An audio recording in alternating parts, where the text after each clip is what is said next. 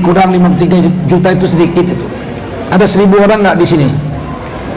Di kampung ini ada 1000 nggak?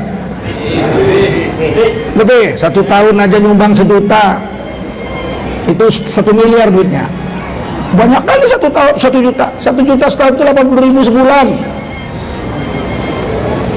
Berhenti merokok dapatlah itu dah. Tapi hari ini kita lebih senang merokok daripada sedekah untuk masjid.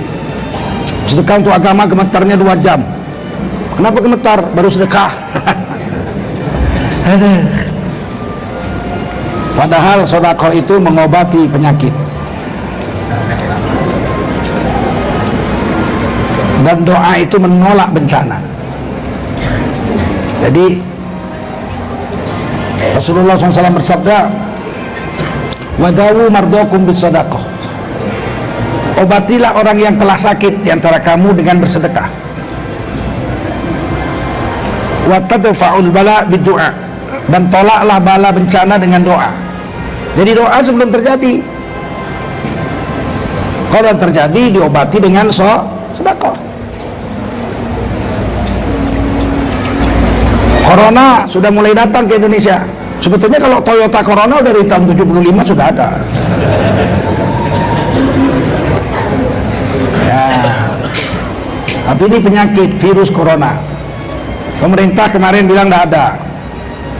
Saudi menolak jemaah umroh. Pesawat saya satu-satunya yang bisa masuk. Yang lain suruh pulang semua, alhamdulillah. Ya, pulang nggak jadi umroh, udah sampai sana dapat pahala mabrur umroh.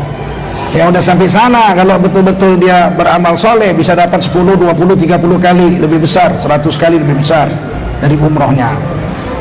Tidak ada yang rugi orang berniat dan beramal soleh. Kenapa Saudi menolak? Karena Indonesia dianggap sudah terjangkit penyakit corona. Waktu itu tanggal 28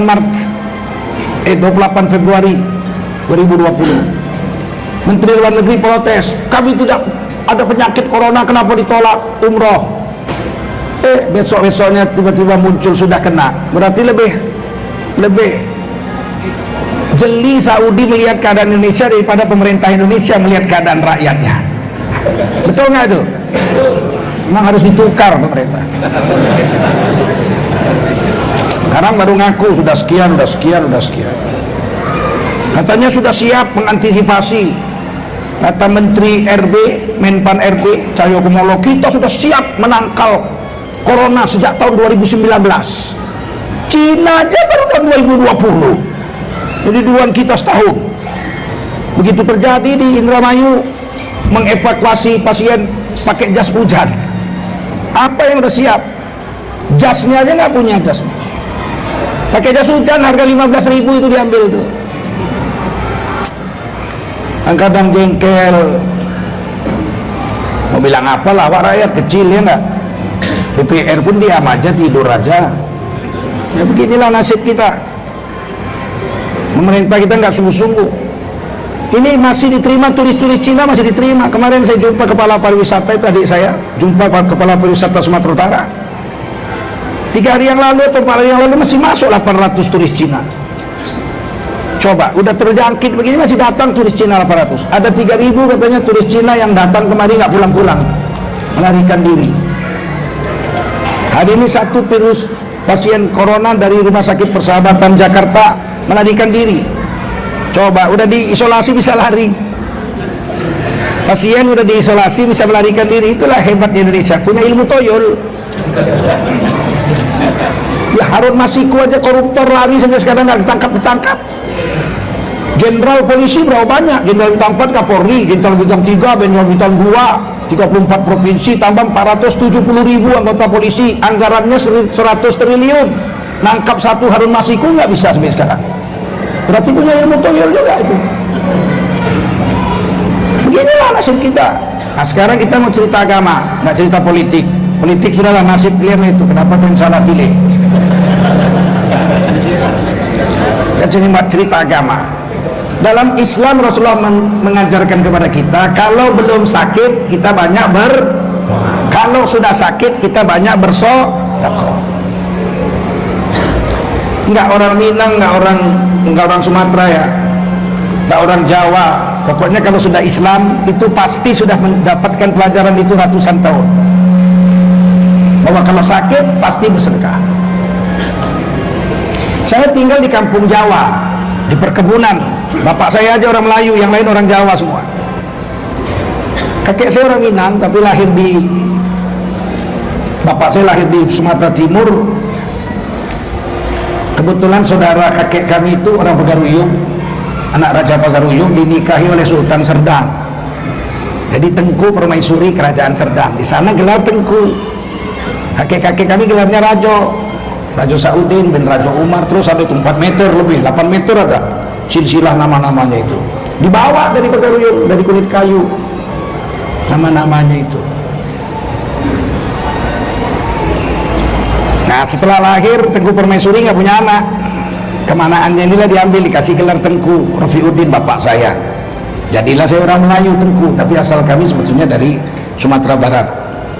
Nenek saya orang Aceh, kakek saya orang Minang, bapak saya orang Melayu, ibu saya orang Cina dari Riau. Jadi saya orang apa? Saya orang Indonesia asli, betul nggak? Saya orang Nusantara. Saya tinggal di perkebunan waktu kecil-kecil, kawan saya semua orang Jawa. Kalau terjadi sakit, dulu penyakit demam apa segala macam, obatnya cuma satu, Bordex. Sakit apa aja obatnya Bodrexin kalau anak-anak. Kalau sudah 7 hari demam nggak sembuh, maka ibu si anak memasak nasi, ambil daun pisang, masak nasi, dibikin urap. Orang sini makan urap? Urap, tahu urap? Urap tuh pakai kelapa, anyang nggak lain. Kelapa diparut, anyang lain, saya tahu anyang, agak asam anyang. Anyang makanan kita orang Melayu, orang Minang. Ini urap makanan Jawa. Daun singkong, daun ubi, daun pepaya, kacang panjang, toge, dikasih kelapa diparut gitu, kasih sambal sedikit, nah kasih gula merah, itulah urap. Masak urap, masak nasi, masak ikan asin kresek, ikan asin bulu ayam itu yang kecil-kecil, itu yang paling murah, itu digoreng pakai tepung jagung, kemudian direbuskan telur belah 8. Saya bingung juga gimana telur belah 8. Di rumah saya banyak telur ayam, saya ambil telur ayam, saya rebus, saya belah 2 masih bisa, belah 4 masih bisa, belah 8 pecah nggak bisa. Saya coba-coba nggak bisa. Beberapa hari kemudian saya datangi mama kawan saya itu, kok bisa? Bi, kok bisa di belah 8 ndoke gitu ya, kenapa telurnya bisa dibelah 8? Saya kok nggak bisa? Kau nganggo apa? Kamu belahnya pakai apa? Nganggo pisau, ora iso. Yen kowe arep belah ndok belah 8 nganggo benang. Kalau kamu mau membelah telur belah 8, belahnya pakai benang, saking miskinnya emang itu. Telur 1 belah 8. Sekarang coba Kediri, lauknya telur, satu kampung menghina kita, cuman telur berani mengundang. Dulu berani aja. Kenapa? Perintah Rasul, wadawu mardokum isodaqah, mengobati orang yang sakit dengan bersedekah. Setelah itu dibentanglah tikar, diletakkanlah air 1 tong di depan rumah, dipanggillah kami yang kecil-kecil. Oh, Zulkarnain, Paico, Wakimin, Kampret, ada juga kawan saya namanya Kampret. Cebong nggak ada, cebong nggak ada. Kampret gitu semua kan, Paijan, Peran, dipanggilin semua. Kami lari-lari datang. Ayo wiso, cuci kaki, cuci tangan yang bersih, duduk, bersihlah bagus-bagus. Nah, barulah si ibu bicara.